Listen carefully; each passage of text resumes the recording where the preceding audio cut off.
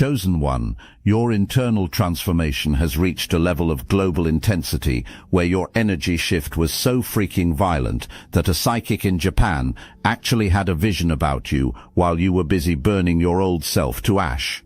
By the time this season concludes, you will fully realize that the power you have claimed is no longer a quiet internal change, but a violent, undeniable force that the entire world is now forced to feel.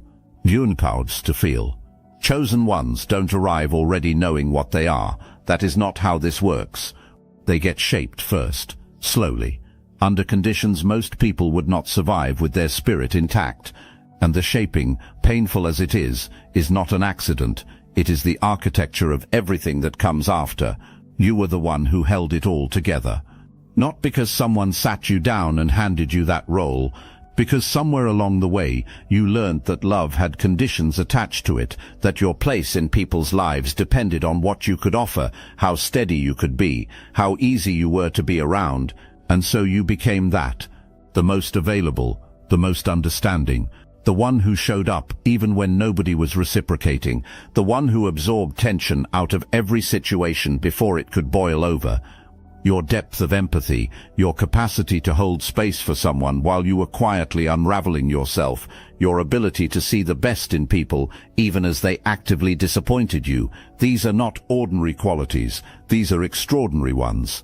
The kind that in the right environment, surrounded by the right people, would have made you one of the most powerful forces alive, Dort.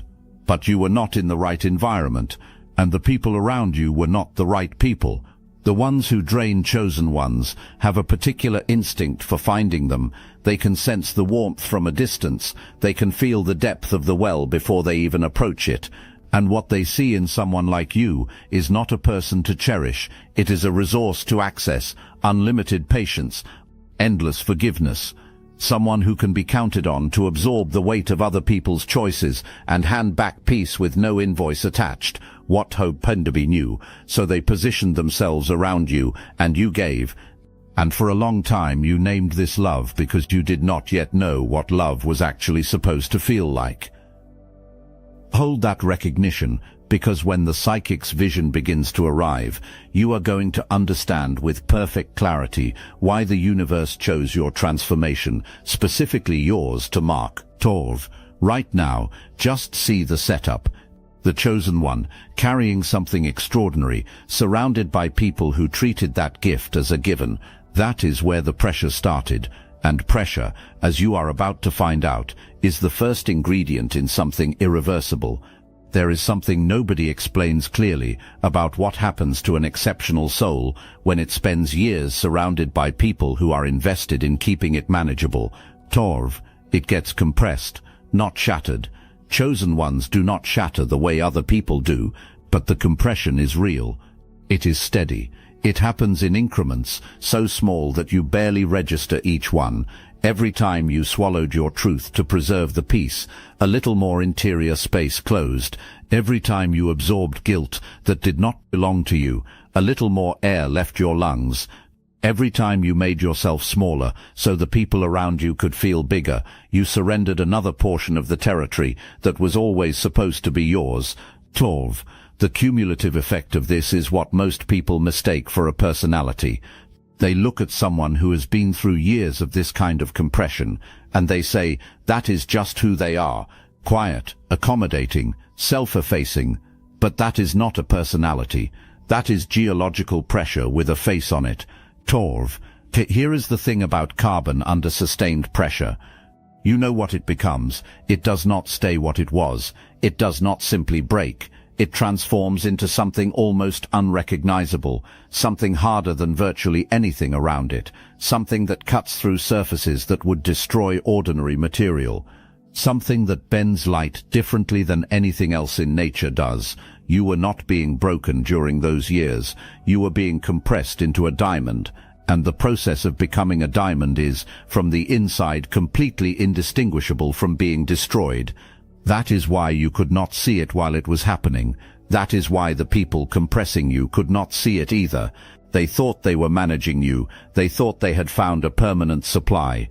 What they were actually doing, without knowing it, was creating the conditions for a force they would never be equipped to handle. The compression was not the end of your story, it was the manufacturing process.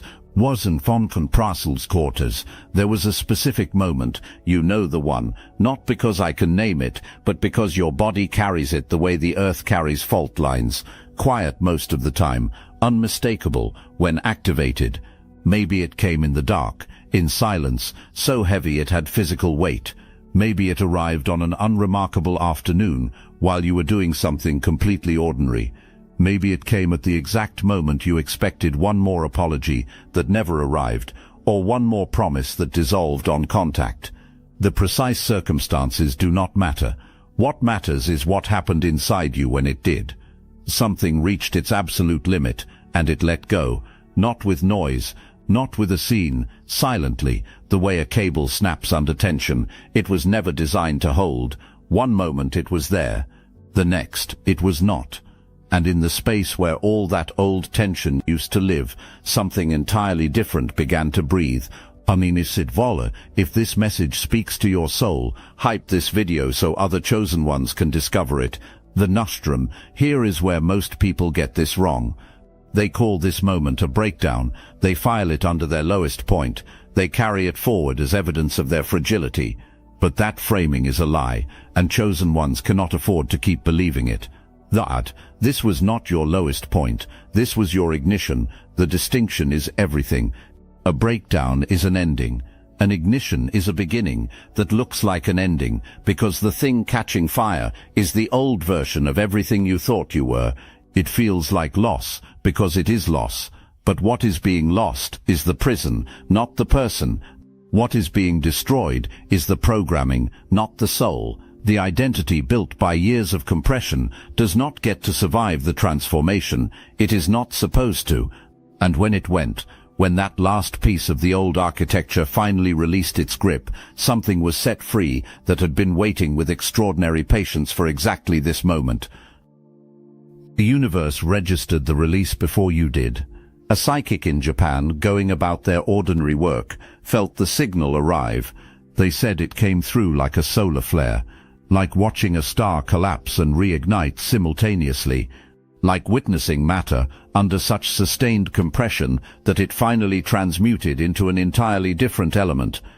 They were not reading a person in distress. They were receiving the broadcast of a transformation completing itself. And the vision that followed is the most important thing you are going to hear today. Wait. The psychic opened the vision, and the first image that came through stopped them cold. Wait. Standing at the center of a vast field of shattered mirrors, fragments stretching in every direction, each piece reflecting a different version of you that no longer exists, the version that waited to be chosen, the version that rewrote its own truth to avoid someone else's discomfort, the version that gave unconditional access to its most sacred interior spaces to people who treated that access as an entitlement, the version that confused suffering with devotion and called it virtue. Every face of the self that was constructed by compression and conditioning and years of prioritizing everyone else's reality over its own, all of it, destroyed, covering the ground like broken glass as far as the eye could see. You've probably noticed a lot of Chosen One channels on YouTube have stopped publishing, videos pulled, voices silenced. The mainstream media is cracking down on us, but we will not give up our voice. That's exactly why I'm putting you on to something real, Destiny Engine. I built this because I was done watching Chosen Ones get dragged through betrayal, isolation and attacks while their enemies strutted around unchecked. I want to help you accelerate the speed of your divine justice and step fully into your purpose. And the beauty of it, you don't even have to lift a finger. Destiny Engine takes their downfall and flips it into your rise. This isn't another meditation app. It's declassified consciousness technology, the same mind programming tools your enemies once used to install fear, competition and scarcity, re-engineered to restore your sovereignty and align you with the cooperative, upgraded operating framework. It generates personalized sequences mapped to your divine purpose. The hardest thing you'll do is put on headphones, press play, and watch your enemies keep digging their own grave. Your Destiny engine to support your favorite channels and use it for your own rise. It's a 360 win. Start your Destiny engine for $7 today and turn everything they did to break you into fuel for your rise. Link in the description. Wahinto Waditihan, the psychic said the first thing they felt was the sheer scale of force required to break all of that. Because that kind of identity does not shatter easily. It has roots. It has years of reinforcement. Staying inside it would have been so much simpler. Familiar pain has a particular gravity that most people never escape, because at least familiar pain is predictable. Most people choose the known version of suffering over the unknown version of freedom every single time they are given the option. Your Destiny Paisanstio. You chose the terrifying thing, the uncertain thing, the thing with no guarantee waiting on the other side of it. And the force of that choice is what brought the mirrors down. Your Destiny Paistum. But here is the detail that shifted the entire vision from remarkable to extraordinary. The psychic said, you were not standing in that field of destruction with your head down. You were not grieving what was shattered. White, you were not scrambling to retrieve any of the pieces. You were standing upright, eyes open, chest rising and falling with a specific quality of calm that the psychic said they felt in their own body as it came through. The calm that only exists on the other side of having walked through every version of hell and choosing, deliberately and without apology, not to remain in any of them. White, you were not surviving the wreckage, you were sovereign over it. And then the psychic saw your energy the way it actually is now. And what they described is the detail they said they could not stop returning to afterward. Your energy looked like black fire, not darkness in the sense of threat or absence. Darkness the way deep space is dark, infinite, containing entire systems that have not yet been discovered, operating by physics that ordinary instruments are not built to measure. You were not radiating outward the way you used to, bleeding warmth in every direction, available to anyone who reached in your general vicinity. You were pulling inward, generating a gravitational field so specific and so powerful that everything in your proximity had no choice but to begin orbiting around you.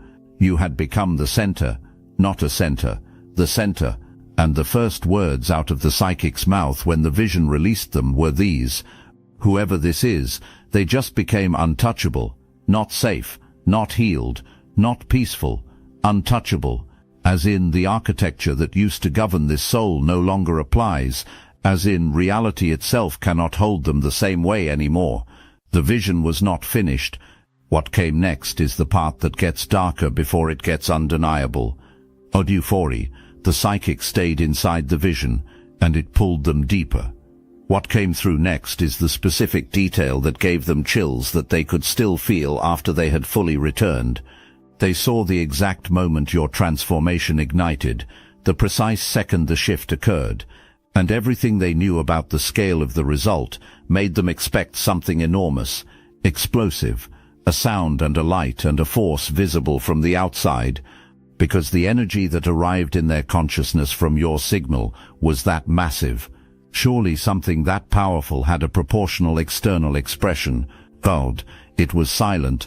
God, silence of a quality the psychic struggled to find words for, not the absence of noise, a presence in its own right, the kind of silence that signals that something of genuine consequence is occurring, the way certain moments in nature go quiet just before the atmosphere fundamentally changes, as if everything that exists just paused to witness what was happening inside you.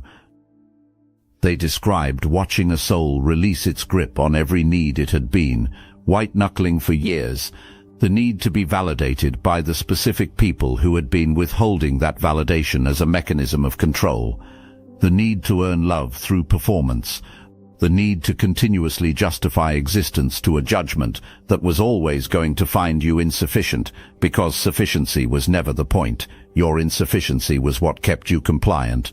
Every one of those needs released in a single enormous, completely silent interior exhale, and the quality of your energy changed in that same instant, not gradually, not across weeks of processing, in the moment of release, like a signal that has been broadcasting through interference for years, suddenly finding its true frequency and locking onto it with complete precision, clean, certain, absolute. The theod, the psychic said, this is the part chosen ones most frequently misunderstand about their own transformations. The most seismic events in a person's interior life are invisible from the outside. A thought that turns completely final. A decision that requires no announcement because it is not performing itself for an audience. A moment of clarity so total that the only appropriate response is stillness. These moments look from the outside like nothing whatsoever, but they register on frequencies that travel without requiring anyone's permission. Your moment was that. You made a decision so complete, so irreversible, so utterly without ambiguity, that the universe dispatched a signal, and that signal did not stop at the edges of your experience. It expanded outward, and it kept expanding, because what the psychic saw next in the vision is where the real reckoning begins. The vision widened, and the psychic saw them, the people who had been in orbit around the old version of you, the ones who had spent years learning exactly how to access what you offered. And what the psychic saw when they looked at these people demands to be said with full precision, because chosen ones have a long history of softening this particular truth to protect the feelings of the people who caused the harm. So let's name what they actually were. Not complicated people who loved imperfectly, not wounded souls doing their best.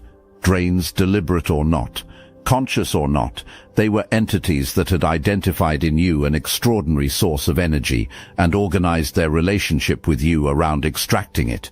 They took your empathy and called it your personality, so you would keep producing it.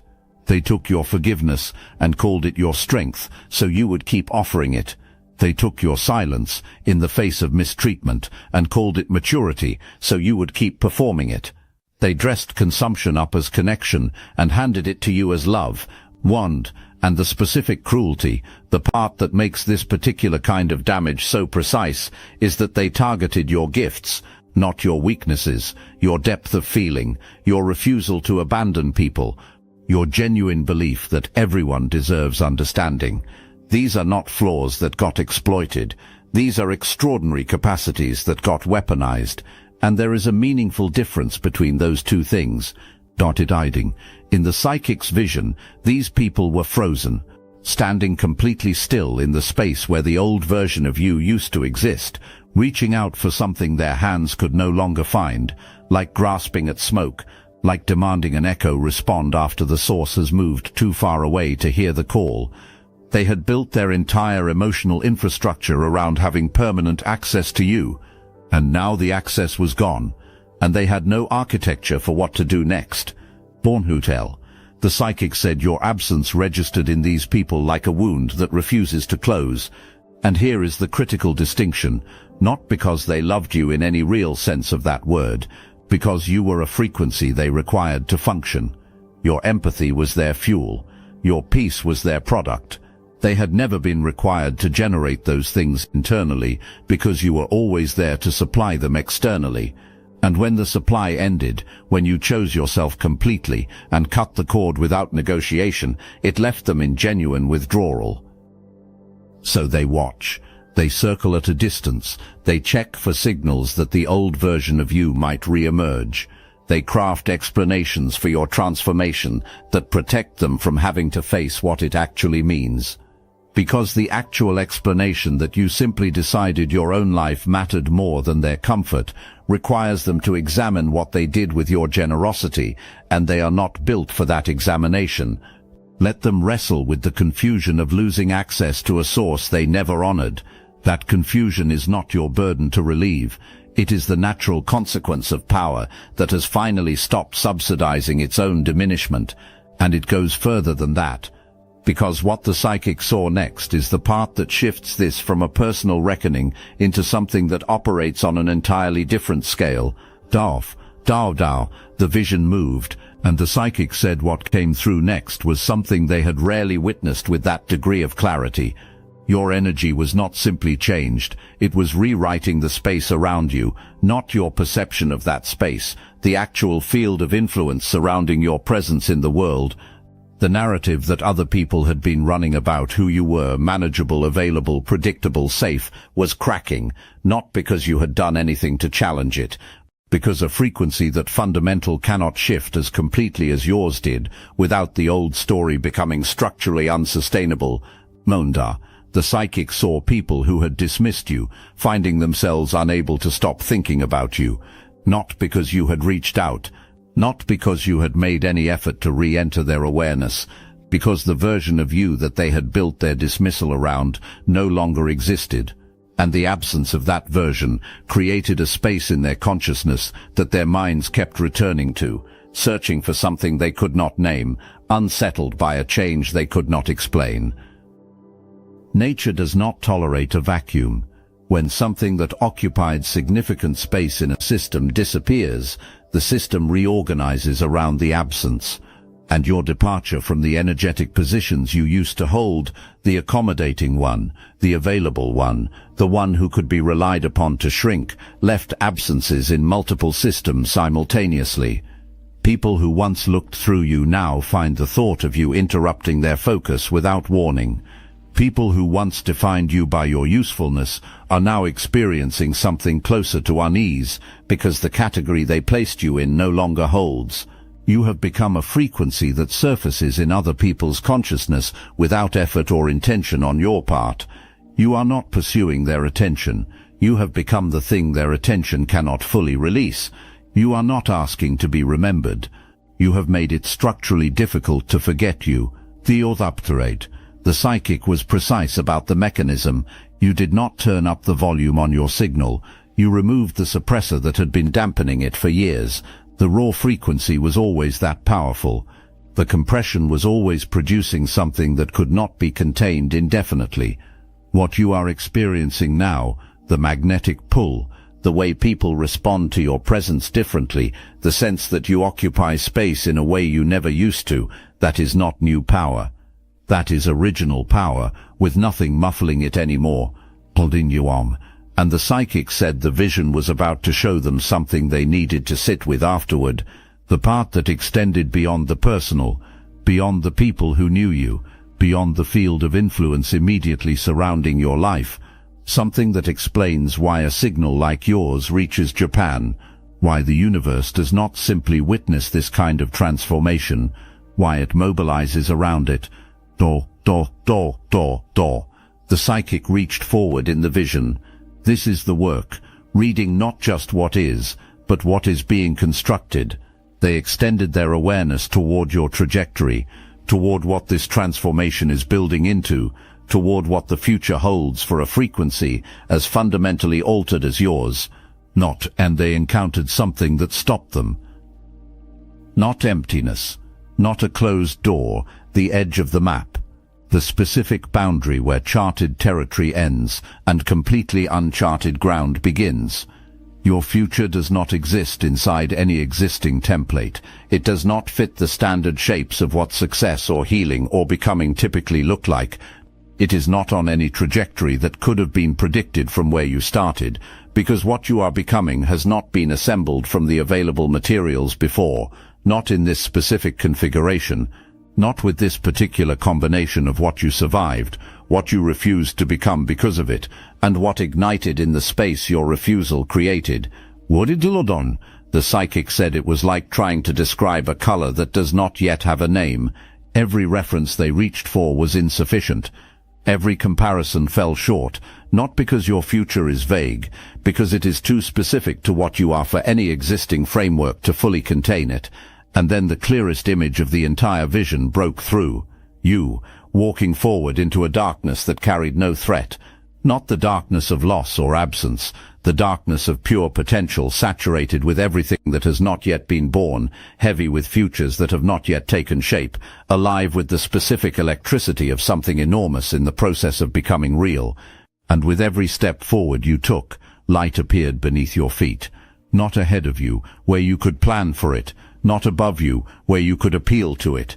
Beneath your feet, in real time, called into existence entirely by the fact of your forward motion, not reflected light, not borrowed light, not light that requires external permission to exist, Light that is generated by you, through movement, through the act of continuing to walk in the direction of your actual frequency.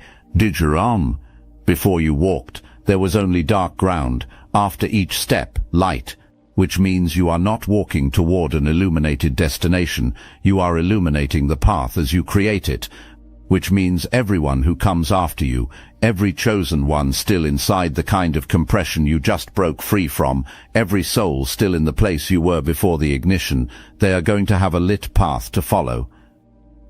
Not because you built it for them, not because you announced it, or taught it, or handed it over consciously, because you walked it, because you refused to stop, because you kept moving forward in your own frequency when everything around you was organized around the assumption that you would not. You are creating a blueprint inside the darkness, and people who cannot yet see you will find their way toward freedom by following a light source whose origin they may never be able to explain. Potemins the psychic had one more thing to show, the one that closes the answer to the question that has been building since the opening of this, the answer to why this happens, why a signal like yours reaches another continent, why the universe does not simply observe this kind of transformation, why it sends a witness, dotting another unin, you are in the gap. The gap is the territory between who you were and who you are fully becoming. The old frequency has released its hold. The old patterns no longer feel like home, but the new landscape is not completely legible yet. The new connections have not all arrived. The new version of your life that is being constructed around your new frequency is in progress, not complete. And this in-between territory is the most disorienting place a chosen one can occupy, because it offers the evidence of neither the old world nor the new one in any satisfying form. The universe is watching precisely here, not to evaluate you, to see what you do with discomfort that does not yet have a resolution, to see whether you hold the frequency you claimed in that silent, decisive moment, or whether you allow the weight of the gap to push you back toward the familiar, toward the old patterns, toward the old relationships, toward the smaller version of yourself that required less courage and generated less friction. Thus, because you understand something now that you could not have understood before the ignition. Every moment of discomfort in the gap is not evidence that you chose wrong. It is the price of admission for the life that is being built on the other side of it, and you have already paid far steeper prices for outcomes far less worthy of you. You are not waiting for your life to begin. You are in the middle of the most important construction project in your entire existence, and the discomfort you feel is not stagnation. It is the specific sensation of foundation being poured. It does not look like progress from inside it, but it is the thing everything else will stand on. The connections that match your new frequency are in motion toward you. Souls who have done their own work. People who come to you whole, who have no interest in consuming you because they have built their own interior resources. They cannot arrive until the frequency is stable, until you have demonstrated, not to anyone watching, but to the integrity of your own signal, that you will not compromise it to shorten the wait. Hold, not as an act of endurance, as an act of power. The chosen one, who has been through what you have been through and is still moving forward, is not waiting to become powerful. You already are. You are just learning to recognize it without requiring external confirmation first. What you already are. You are just learning to recognize it without requiring underneath everything. The one that has been running through every part of this since the opening. Not just why the psychic received a vision, but why the vision was about you, why this specific soul, why this specific transformation, why Japan received your signal when millions of other people are suffering their way through difficult seasons without generating a fraction of that reach. Dunabishan, the mechanism requires three things to align. They almost never do. The first is genuine rarity. Not performed depth or aspired to significance, the actual thing carried in the frequency of a soul that is genuinely exceptional, even when it does not know it, even when the people around it cannot perceive it, even when years of compression have buried it so deep beneath layers of accommodation and self-erasure that the person themselves have nearly forgotten it is there. The signal has to be real before it can travel. Yours was always real. What changed was the volume of interference suppressing it. The second is the depth of the compression. This is the counterintuitive part. The suffering was not incidental to the transformation. It was proportional to it. The sustained pressure, the years of making yourself smaller, the accumulation of wounds that were never properly named. This is not a tragic backstory attached to an otherwise ordinary shift. It is the geological process that determined the quality of what emerged. A diamond made under shallow pressure is not a diamond. The depth of the compression is what produced the frequency that reached Japan. The third is the choice. This is the rarest of the three, and it is the one the universe specifically wanted witnessed. Most people who reach the compression point and the ignition point do not make the choice you made. They collapse into bitterness. They build an identity around what was done to them. They carry the wound forward as a justification for not becoming who they were capable of becoming. And that is a comprehensible response. It is understandable, but it does not produce a signal. Freundtund, you transmuted. You took the wound and distilled wisdom from it. You took the betrayal and built a boundary with its material. You took the isolation and used it to understand yourself at a level that connection never would have enabled. And that specific, deliberate, almost impossibly difficult act of transmutation is what the universe dispatched a witness for. The distance of Japan is not incidental.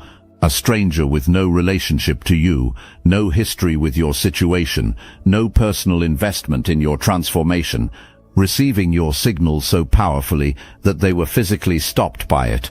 That is the most unimpeachable possible confirmation that what happened inside you was objectively real, not imagined, not inflated, real, significant, the kind of shift the cosmos marks because it knows what it is looking at.